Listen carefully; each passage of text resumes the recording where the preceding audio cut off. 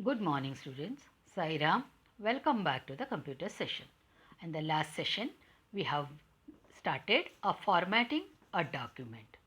In that, we have learned how to change the font and size of the text, how to apply the bold, italic and underline, and how to change the text alignment, left, right, center and justify, and the change the color of the text, and how to do a line spacing in between two lines.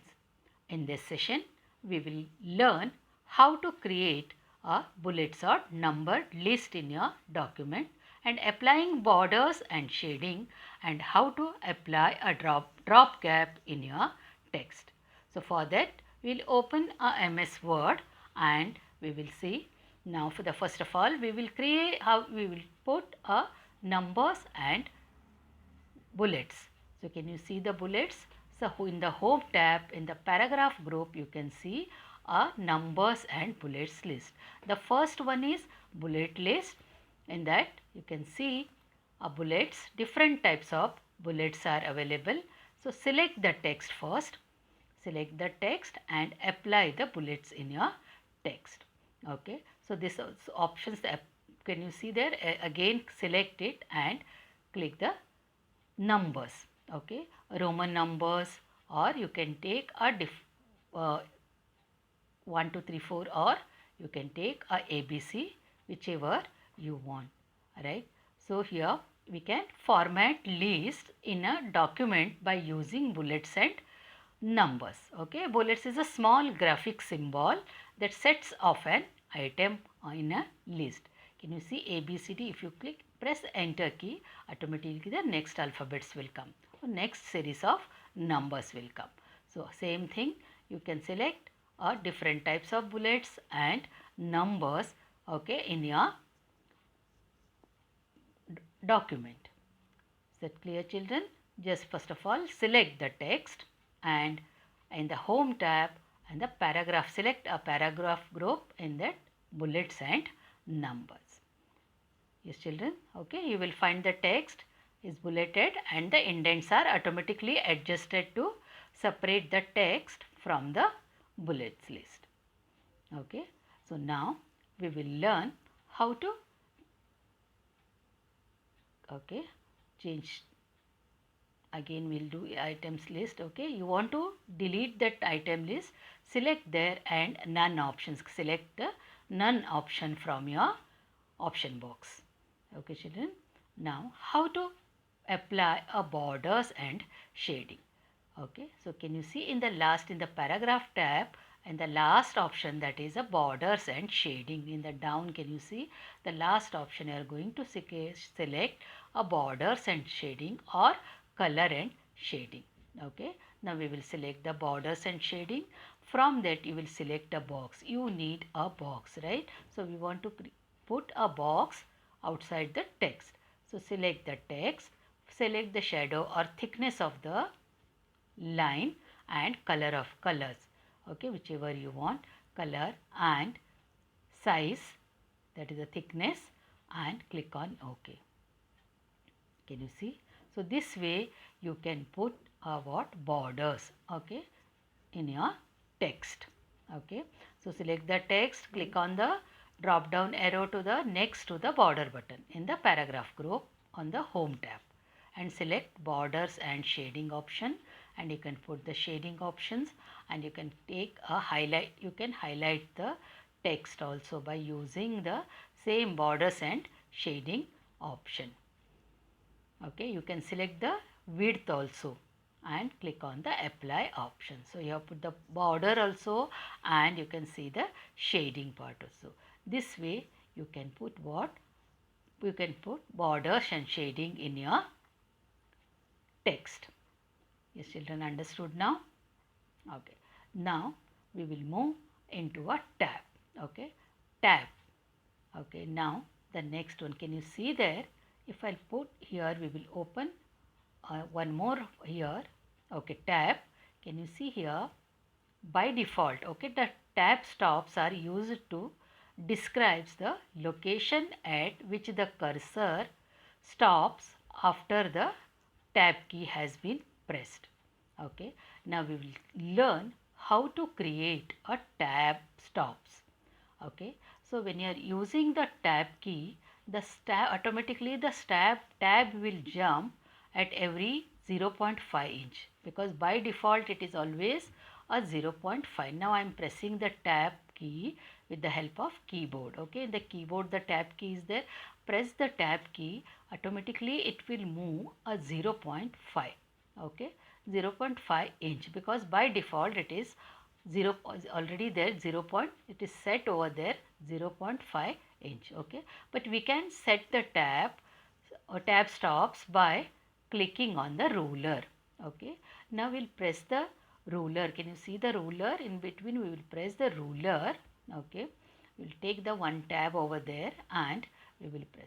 Here for a tab we are using tab key from the keyboard. So tab key, when you open, see here, click the ruler. Can you see by default it is showing 1.27 centimeter. We have already set the tab 1 point. Now here I will increase and I will click here. Okay, 3 centimeter I will take, so that it will be easy for you. 3 centimeter. Okay, by default the tab stops 3 centimeter. Okay, now click on OK. Now let us see, it will stop in the tab key. Press tab key. No need to use mouse. Tab key, see, 3, 6, then it will go to the 9, then 12. See that? Okay, because the tab key I have set tab stops at 3 inch. Okay, so now again we will see here. Okay, now we'll put a 6 inch. Okay,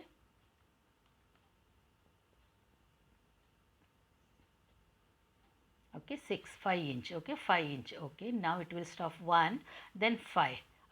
Press tab key, don't use mouse, press tab key. Okay, automatically it will go to where? 5, then 10 and the 15. Okay, we have set the tab key for 5 inch, but by default you can see 0.5 inch. Now we want to write something in that tab key. I want to, in between I have to leave the space. So what I'll do now, I will start from, suppose my, I'll press the enter key and I will take the cursor in where? In the first line. Press enter key, my, then tab key, use tab key, see automatically it go to yes. Now you can write again tab key. Okay, so this way, okay, with the help of tab key you can write this way. You can make a column also in your Microsoft Word. So the tab stops are used to describe the location at which the cursor stops after the tab key has been pressed. You want to remove the tab key stop, just double click and clear, select, and in the down you can see set, clear and clear all. So you can press clear all, okay, or you can cancel, okay, and you can clear the tabs. Okay, now the last option is here. Okay, drop cap facility. Okay, now apply border, understood now. Now drop cap, applying drop cap. To order to give a graceful look to your document, you can apply a drop cap. Okay, but just remember, drop cap, if you want to put a drop cap, first you have to select a first letter. Select the letter, okay, and click on the first letter. Select the first letter and click on the insert tab. In the insert tab, can you see there drop cap option? Yes, in there 3 options. Can you see here? See the preview now in your screen, how it is changing. Dropped, that means the first starting letter will be what? See, this is known as drop cap. The M is common for this. Okay, now suppose you want to give the space between M and text. So again press it, and in the yes drop cap, here drop options, customize the drop options from, see that font, you can select the font option from your you can select a font option, and the line drops I have taken 7, and the distance between the first letter and the paragraph should be, okay, 1 centimeter. Click on OK. Can you see the difference now? The first one we have taken only drop cap, and the second one in between we have given the space. Okay, this way you can put drop cap option in your text. Okay. If it is the word is common, it is you can put a drop cap. Okay. Understood now? How to apply a drop cap option in your text. Yes, children. So in this session, you have learned how to create a bullets or numbered list. So we can format list in a document by using bullets and numbers. A bullets is what? A bullets is a small graphic symbols sets that of an item in a list. Okay. So how to understood how to apply the bullets and numbers. You can apply bullets or you can apply the numbers in your documents, right? Now how to apply borders and shading to improve the appearance and readability of the text. You can add a variety of border and shading effects to a paragraphs and entire page.